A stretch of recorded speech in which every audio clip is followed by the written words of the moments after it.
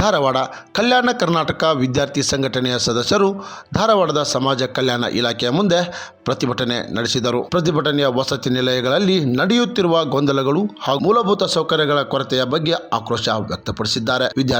ವಿದ್ಯಾರ್ಥಿಗಳ ಪ್ರಕಾರ ವಸತಿ ಶಾಲೆಗಳಲ್ಲಿ ಸರಿಯಾದ ವ್ಯವಸ್ಥೆ ಇಲ್ಲದೆ ಆಹಾರ, ನೀರು, ಶೌಚಾಲಯಗಳಂತಹ ಮೂಲಭೂತ ಸೌಲಭ್ಯಗಳು ಕೊರತೆಯಿಂದಾಗಿ ದಿನನಿತ್ಯ ಜೀವನ ಕಷ್ಟಕರವಾಗಿದೆ.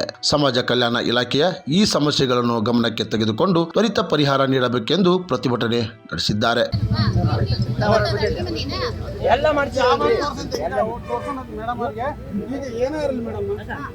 ಚಿತಾ ಬಗ್ಗೆ ನಾವು ಎಷ್ಟು ಸಲ ನಾವು ಹೋದಾಗ ಎಂತಿಂದ ಅಧಿಕಾರಿಗಳು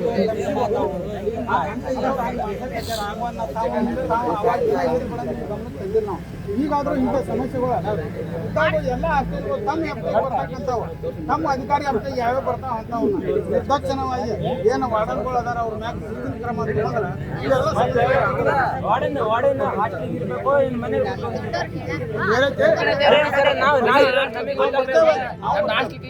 ನಮ್ ಸಮಸ್ಯೆ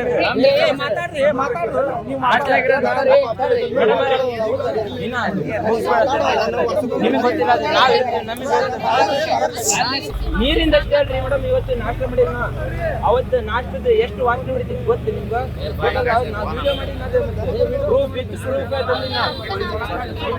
ನಮಗೂ ಅದ್ರದ್ದು ಎಷ್ಟು ರಿಪೇರಿ ಮಾಡಿಸಿ ಸಾಕಾಗ್ತದೆ. ಅದಕ್ಕೆ ಈಗ ಬಿಲ್ಡಿಂಗ್ ಬೇಡಪ್ಪ, ಬೇರೆ ಬಿಲ್ಡಿಂಗ್ ನೋಡಂತ ವಾರ್ಡನ್ ಇದಾರೆ. ಆಲ್ರೆಡಿ ನಾನು ಹೇಳಿಬಿಟ್ಟೆ. ನಾನು ಎಷ್ಟು ದಿನ ಮಾಡ್ತೀನಿ ಹೇಳ್ರಿ? ನೀವು ಹೇಳೋದಿಲ್ಲ, ನಿಮಗೆ ಪರಿಹಾರ ಬೇಕ್ರಿ ಮೇಡಮ್.